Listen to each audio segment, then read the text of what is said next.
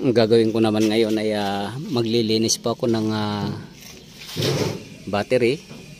So consider po na parang pinaka preventive maintenance din niya. So lilinisan ko siya, tsaka titingnan ko rin yung battery level niya para madagdagan kung mababa siya. So kung napapansin nyo po, yung gilid ng battery case ay medyo bagya pong lumubo ng konti. So kapag lumubo pa po ng lumubo yan ay mapapadali yung pagkasira po ng battery. So ibig sabihin unti-unti po umiinit yung internal battery. So itong dito ay flat lang po dito sa kabila. So wag po nating hayaan na umiinit yung battery natin.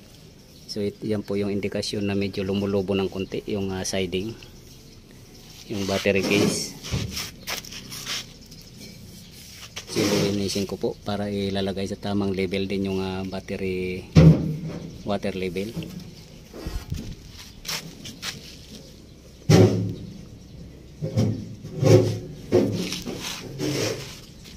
So tractor po to, bali tractor head ng Howo at trailer.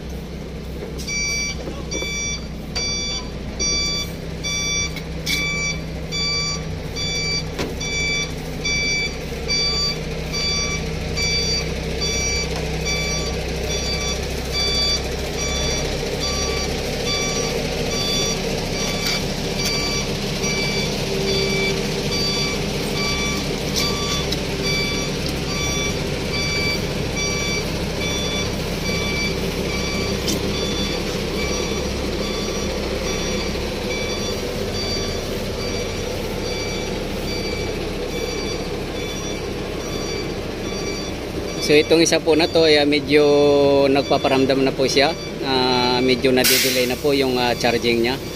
So kapag pinabayaan po itong pag-maintain ng water level ay palala po ng palala to. So ayan po, red na po, umaabot na siya.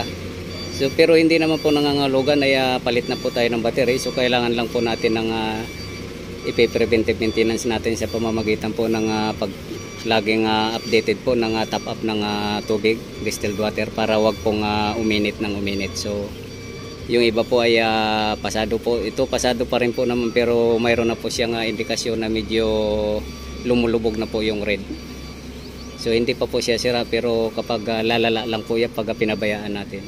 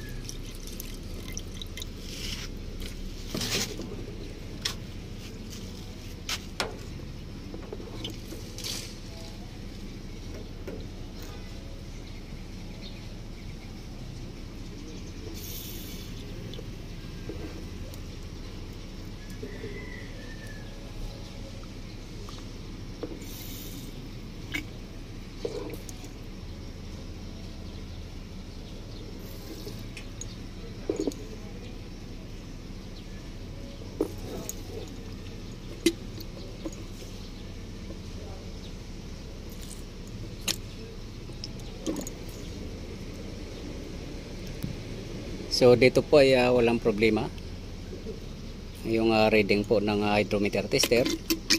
So yung isa lang po ang medyo nadidelay na po, yung isa doon sa dulo, yung isang battery cell na yon, kung saan po yung sinasabi ko na yung battery ay medyo lumubo po ng konti dito. Ayan. So ito po ay flat siya, dito flat yung kabila. So yun doon po ay medyo lumubo siya. So yun po ang kailangan natin na ingatan, medyo i-maintain po natin para medyo tumagal pa po yung battery. At nalinis ko na po at top up, at yung hydrometer tester reading po ay nakunan ko na rin po. So tapos na po siya. So hanggang dito na lang po muna ang video kong ito. Please like, subscribe na lang po, and hit notification bell para sa susunod na mga video. God bless all po.